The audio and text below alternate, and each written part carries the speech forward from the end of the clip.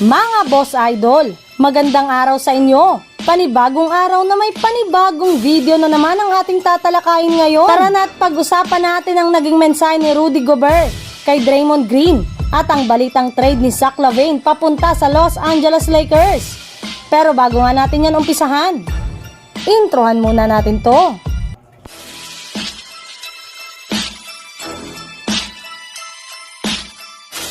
Halina't pag-usapan natin ang balitang naging mensahe ni Rudy Gobert kay Draymond Green. Nag-trending nga noong nakaraang araw ang pagkaka-eject ni Draymond Green sa Golden State Warriors sa kanilang game kontra sa Minnesota Timberwolves matapos itong sakalin si Rudy Gobert. Bukod rin nga sa kanya ay napatalsik rin naman nga sa kanilang game si Jaden McDaniel at si Klay Thompson. Pero sa kabilangan na nangyari ay lumamang pa rin naman nga ng at least double digit ang Warriors sa kabuuan ng kanilang laro sa pag-step up ng iba nilang mga players kagaya na lamang ni Dario Saric at Brandon Podziemski. Sadyang nakambakan lamang nga sila ng Wolves sa huling minuto ng kanilang laban matapos mag-init ang shooting dito ni Karl Anthony Towns.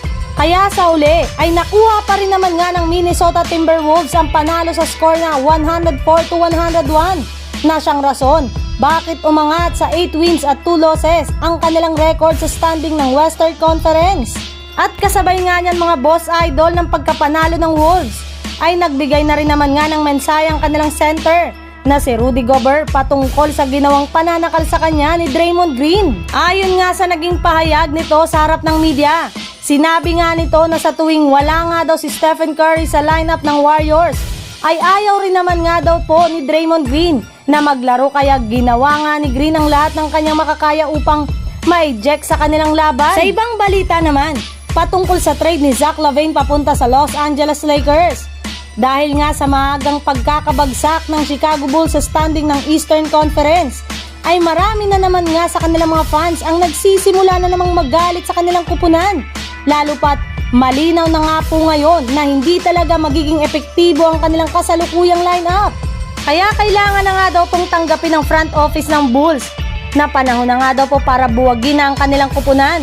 Sa katunayan, sa isang sikat na social media fan page nga ng Chicago Bulls, ay pumayag na nga daw po ito na i-trade ang kanilang mga players na sina Alex Caruso at Zach LaVine papunta sa Los Angeles Lakers. Basta makukuha nila dito sina D'Angelo Russell, Rui Hachimura, Taurean Prince, Jalen Hood-Schifino at dalawang future first round pick. Yes, maging ang mga fans nga ng Bulls ay sumusuko na rin naman nga sa kanilang kupunan. Gayong dahil nga sa kanilang mga pagkatalo laban sa mga malalakas na kupunan sa Eastern Conference, ay malaki na nga daw po ang posibilidad na hindi sila makakapasok sa darating na playoffs.